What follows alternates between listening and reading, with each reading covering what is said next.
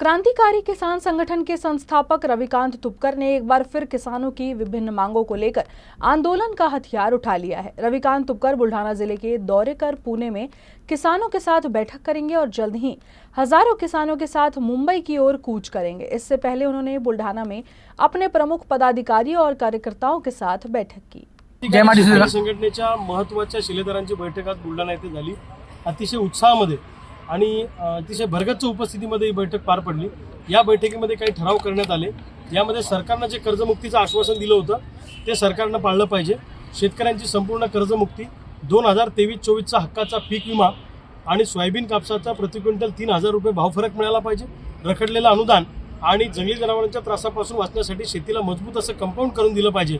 या मागण्या घेऊन आठवडाभरामध्ये बुलढाणा जिल्ह्यामध्ये सिंदखेड राजावरून आम्ही एक यात्रा सुरू करतो आहे। संपूर्ण जिल्हा आम्ही पिंजून काढणार आणि यात्रा झाल्यावर आम्ही मुंबईच्या दिशेने महाराष्ट्रातले सगळे शेतकरी आगेकूच करणार आहोत।